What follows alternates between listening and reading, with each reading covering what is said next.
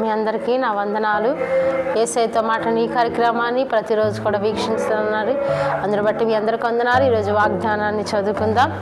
కీర్తనలు 2వ అధ్యాయం 8వ వచనాన్ని చదువుకుందాం. నన్ను అడుగుము, జనములను నీకు స్వాస్థ్యంగాను భూదిగంతములను సొత్తుగాను ఇచ్చేదను. దేవుడి వాగ్దానమును దీవించి ఆశీర్వదించునుగాక.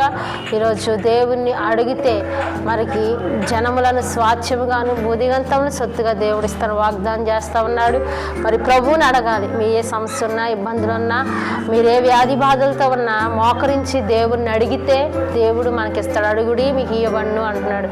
కాబట్టి మనం ఎవరెవరో దగ్గరికి వెళ్ళి అడుగుతూ ఉంటాం, మనకి ప్రయోజనం లేదు. కానీ మనం ఆరాధించేటువంటి దేవుడు, మనం నమ్ముకున్నటువంటి దేవుడు, మనం అడిగితే మనకిచ్చే దేవుడు. కాబట్టి ఈరోజు ఏ సమస్య ఉన్నా మోకరించి దేవుణ్ణి అడుగు, ఆయన నీకు సొత్తుగా అనుగ్రహిస్తాడు, స్వాచ్ఛంగా దేవుడు ఇస్తాడు.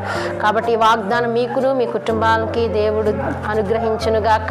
మరి ప్రార్థన చేసుకుందాం. నాతో కలిసి మీరు కూడా ప్రార్థనలో ఏకీభవించండి. మీకు ఏ సమస్య ఉన్నా, ఇబ్బంది ఉన్నా ఈ ప్రార్థనలో ఏకీభవించండి. దేవుడు మిమ్మల్ని స్వస్థపరుస్తాడు, ఆశీర్వదిస్తాడు. ప్రార్థన. మహాపరిశుద్ధులైన దేవానికి వందనాలు, స్తోత్రాలు ప్రభువా.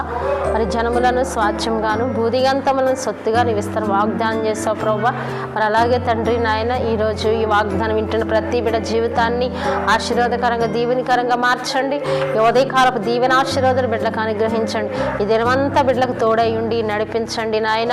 ఈరోజు జన్మదినము, వివాహ దినాలు జరుపుకుంటున్న బిడ్డలకి సంవత్సరములను దయాకిరీటంగా ధరింపచేసి ఆశీర్వదించండి, దీవించండి. ఆరోగ్యాలు దయచేయండి, దీర్ఘాయువును సుఖంతో గడిపే సంవత్సరాలు బిడ్డలకు అనుగ్రహించమని వారు అడిగింది నాయన వారికి మీరు అనుగ్రహించి సహాయమును దయచేయమని యేసయ్య నామమున అడిగి వేడుకుంటున్నాం తండ్రి. ఆమేన్, ఆమేన్, ఆమేన్. మీ అందరికి కూడా ప్రత్యేకమైనటువంటి వందనాలు.